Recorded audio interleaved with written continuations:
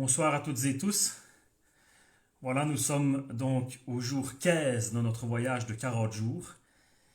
Nous sommes dimanche 20 heures et nous allons démarrer donc le chapitre 15 qui débute le deuxième objectif de Dieu pour notre vie. Vous avez été formés pour la famille de Dieu.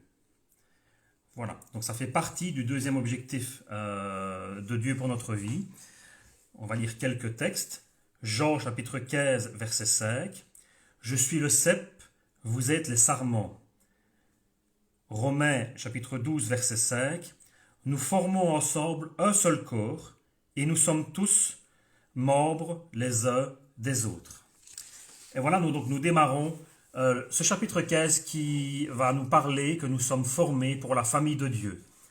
En effet, Dieu qui a créé tout ce qui existe et pour qui sont toutes choses, voulait conduire beaucoup de fils à participer à sa gloire. Hébreux 2, 10.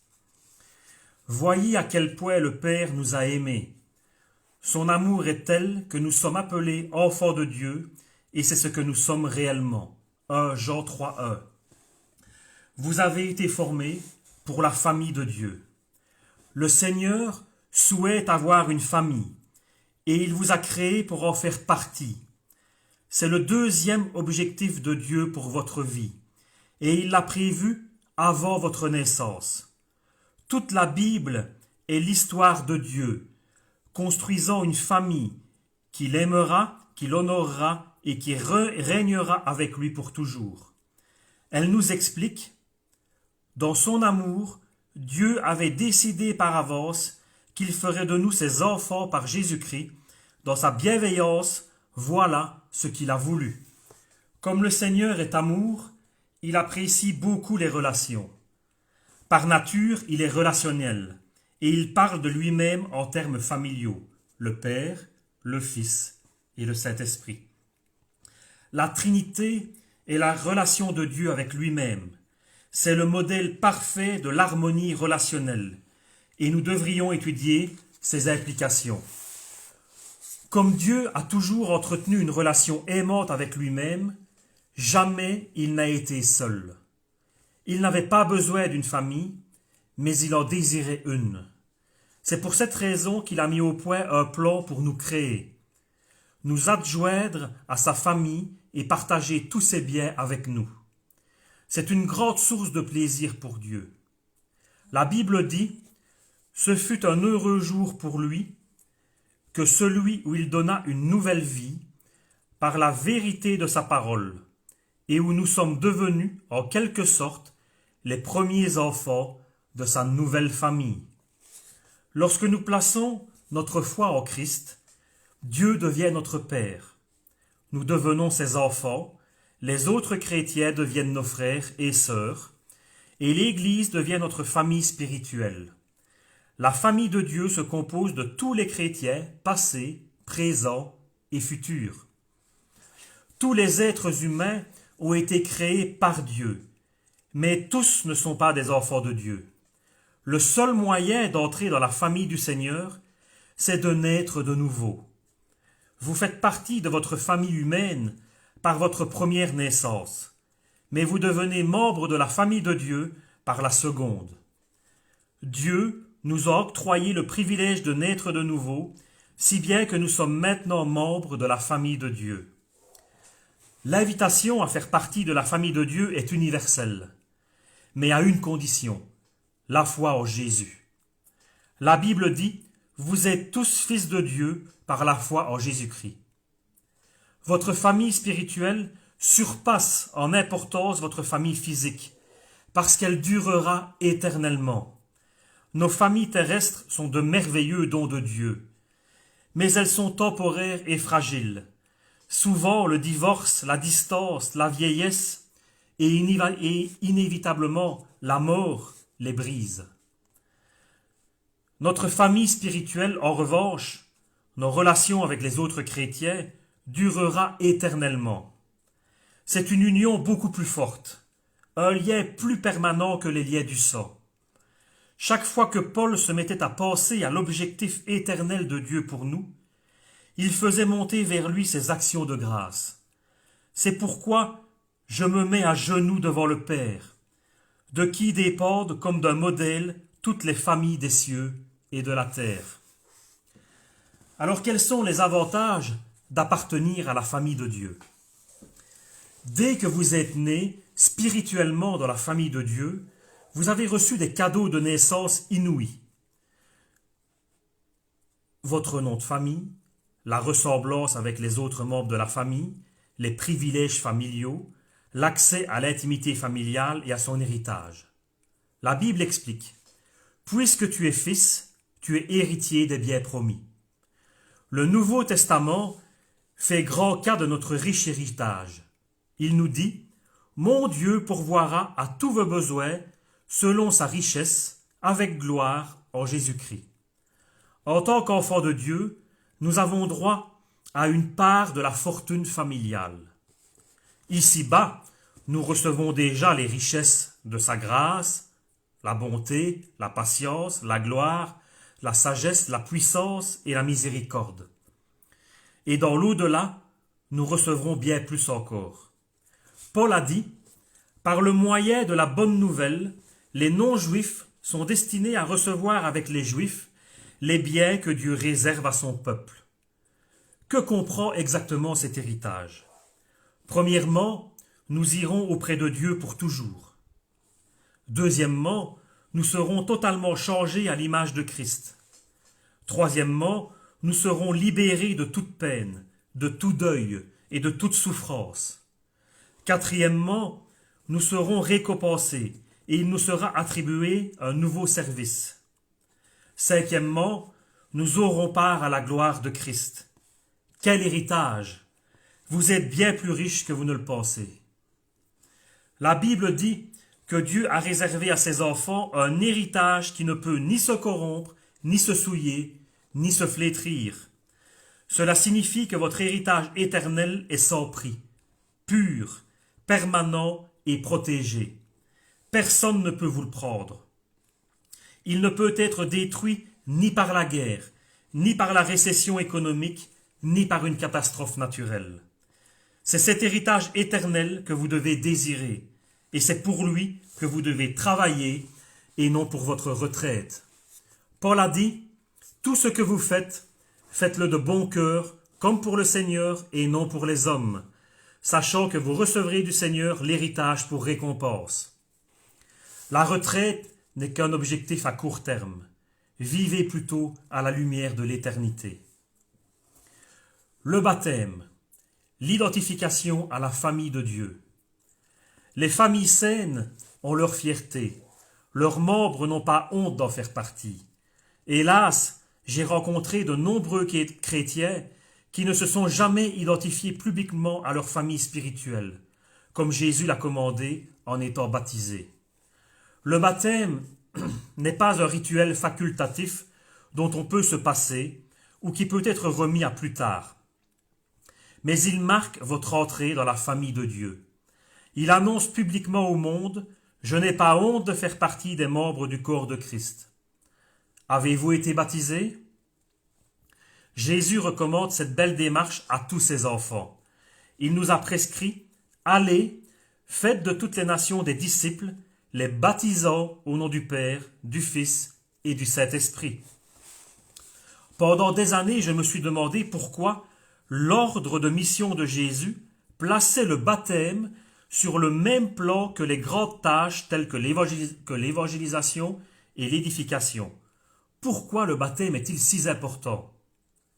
J'ai compris un jour que c'était parce qu'il symbolisait le deuxième objectif de Christ pour notre vie, la participation à la communion avec la famille éternelle de Dieu. Le baptême a une signification primordiale. C'est lui qui démontre publiquement votre foi et votre désir d'avoir part à la mort et à la résurrection de Christ. Il symbolise votre mort à votre ancienne vie et annonce votre nouvelle vie en Christ. C'est aussi une célébration de votre entrée dans la famille de Dieu. Votre baptême est l'image physique d'une vérité spirituelle. Il représente ce qui s'est passé au moment où le Seigneur vous a fait entrer dans sa famille. nous avons tous été baptisés par un seul et même esprit pour former un seul corps, que nous soyons juifs ou non juifs, esclaves ou hommes libres. C'est de ce seul et même esprit que nous avons tous reçu à boire. Le baptême ne fait pas de vous un membre de la famille de Dieu. Seule la foi en Christ a ce pouvoir. Mais il montre que vous êtes l'un de ses enfants. Comme une alliance, il est le rappel visible d'un engagement invisible pris dans votre cœur. C'est un acte d'initiation et non une simple formalité que vous pouvez différer jusqu'à ce que vous soyez mûrs spirituellement. La seule condition biblique est que vous ayez foi en Dieu. Dans le Nouveau Testament, les gens étaient baptisés dès qu'ils croyaient au Seigneur. À la Pentecôte, 3000 personnes furent baptisées le jour même où elles acceptèrent Christ. Un peu plus tard, un chef éthiopien fut baptisé sur le champ dès sa conversion. Et Paul et Silas baptisèrent un geôlier de Philippe et sa famille à minuit. Dans le Nouveau Testament, jamais on ne tardait à baptiser les gens. Si vous n'avez pas été baptisé, pour exprimer votre foi en Christ, faites-le dès que possible, comme l'a ordonné Jésus. Le plus grand privilège de la vie. La Bible dit « Or, Jésus qui purifie les êtres humains de leurs péchés, et ceux qui sont purifiés ont tous le même Père. » C'est pourquoi Jésus n'a pas honte de les appeler ses frères. Méditez cette stupéfiante réalité. Vous faites partie de la famille de Dieu. Et comme Jésus vous a sanctifié, Dieu est fier de vous. Les paroles de Jésus sont sans ambiguïté. Puis, étendant la main sur ses disciples, il dit « Voici ma mère et mes frères, car quiconque fait la volonté de mon Père qui est dans les cieux, celui-là est mon frère, et ma sœur, et ma mère. » Être admis dans la famille de Dieu est le plus grand honneur et le privilège le plus éblouissant que vous recevrez jamais. Rien ne vaut cela, et de loin.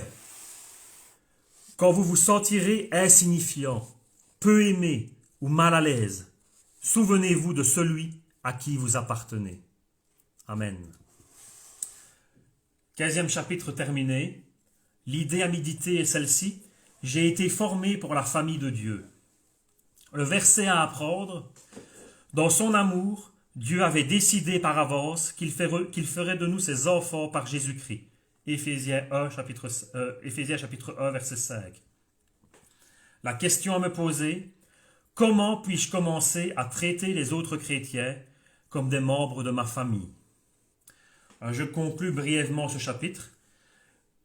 Dieu nous a formés pour faire partie de sa famille, la famille de Dieu. C'était dans son cœur bien avant la création de l'homme et la femme. L'Église a toujours été l'objectif de Dieu. Il a commencé avec un homme et une femme, Adam et Ève, puis cela a continué et ça nous a amenés jusqu'à Israël, jusqu'au peuple d'Israël. Le peuple d'Israël était le peuple de Dieu. Amen. Mais aujourd'hui, grâce au sacrifice de Jésus, toute personne, homme ou femme, enfant, qui croit en Jésus, qui a la foi en Jésus, fait partie de la famille de Dieu. Waouh! Et nous avons accès à l'héritage de notre Père céleste. Waouh! Ça, c'est extraordinaire. Ça, c'est une promesse qui fait de l'effet. La Bible dit que nous sommes co-héritiers avec Christ. L'héritage de Jésus, nous y avons accès, nous y avons droit. Amen, gloire à Dieu. Quel bel héritage. Ce sera extraordinaire quand nous serons là-haut, tout ce que nous pourrons vivre avec Dieu, avec Jésus et avec tous nos frères et sœurs. Il y a juste un petit point que j'aimerais débattre avant de conclure, de terminer cette vidéo. Dieu accorde une importance incroyable à sa famille, à l'Église. Et malheureusement, à l'époque dans laquelle nous vivons, trop souvent, dans la famille de Dieu, il y a des déchirements, des problèmes, des critiques, des disputes. Ce n'est pas la volonté de Dieu. Alors certes, même dans la famille physique, dans notre famille de sang, il peut y avoir des disputes, des problèmes, des différends. Mais dans la famille de Dieu, euh, nous avons cette puissance, nous avons cet amour de Jésus qui doit vraiment nous conduire à nous aimer les uns les autres. C'est important. C'est important parce qu'un jour, nous nous retrouverons avec Jésus au ciel. Si vous avez un différend sur la terre, vous ne pouvez pas l'amener avec vous au ciel. Alors, soyons une famille, une vraie famille sur la terre, la famille de Dieu. Aimons-nous les uns les autres. Nous sommes différents, nous sommes uniques, nous sommes différents les uns des autres. On ne peut pas toujours être d'accord avec notre frère ou avec notre sœur. Ce n'est pas un souci de ne pas être d'accord, mais c'est important d'avoir de l'amour les uns envers les autres, d'être en paix les uns avec les autres. Jésus est venu amener la paix sur la terre, pas la guerre, pas la dispute, pas les différends. Voilà, je vous laisse sur ces paroles. Aimons-nous les uns les autres, formons une famille. La famille de Dieu ne se limite pas à votre Église, hein, mais à tous ceux qui croient en Jésus dans le monde entier.